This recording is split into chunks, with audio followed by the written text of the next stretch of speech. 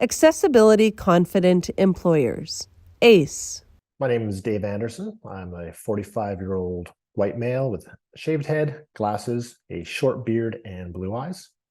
My organization is called VillageWorks Content Co., which is a post-production company located here in Halifax.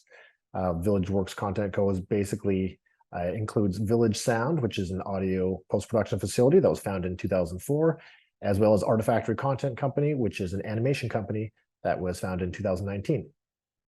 Now as VillageWorks Content Co., we are a full-service post-production company. We do voiceovers, audio mix, sound design, animation, video editing, color correction, as well as commercial production.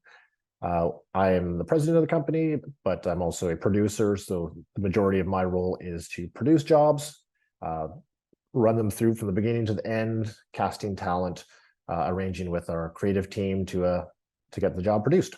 Our current accessibility practices really revolve around the new facility that we're working out of currently.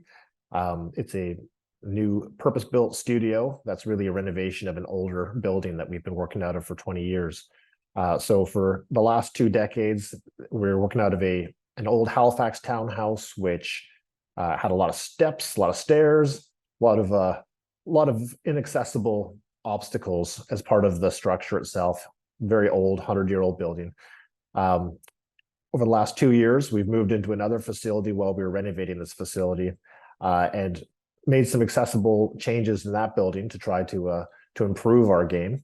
But basically, with the new custom-built studio, we built an entire accessible main floor, which includes a vocal booth for voiceover recording, a picture suite where we do editing, animation, color correction, a mixed theater, which is basically a little mini movie theater that we use for mixing audio, as well as an accessible washroom. This has been the biggest focus of our accessibility push over the last couple of years. And being that it is all new construction, we were really able to address things from the design phase, rather than trying to modify a 100-year-old house. We were able to basically start from scratch and build an accessibility. And build an accessible. We were able to build an accessible studio. Why we decided to do this? It was important to us right from the very beginning. And in the last studio that we worked out of for the last couple of years, while we were doing this work, we were in situations where we had voiceover talent in the studio with mobility issues, and the need for accessibility has been apparent the entire time. But also because it's a new construction, we have the opportunity to do some best practices right out of the get-go. And working with voiceover talent and actors, working with the greater industry, it's really always been important to us to be able to not have any barriers to the people that we can get into the studio, because there's great talented people all over the place, and to limit any population has always been something that we've really tried to avoid. And I think it's a great thing for the industry in general.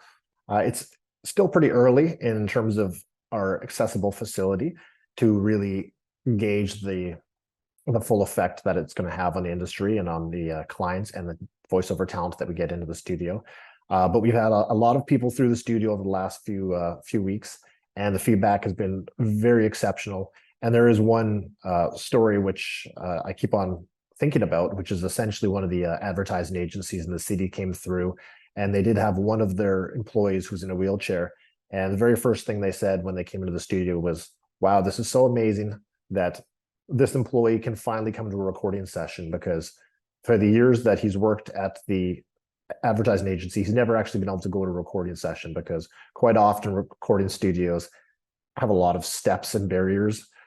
For one reason, because the floor is usually floating on rubber pucks, and so there's a lot of sound isolation, which usually also translates to obstacles. But by being able to do a new construction, we were able to make it all completely accessible. So that was maybe you feel really good to hear that somebody's actually going to be able to come to a recording session who's never been able to go to one and has heard about it for years and years. I think my best advice for other employers or other people looking at making similar changes would be to just go for it. Make the investment towards accessibility. It's the right thing to do, and it does open up the door to, entire populations that may have otherwise, not been accessible to your company or your business.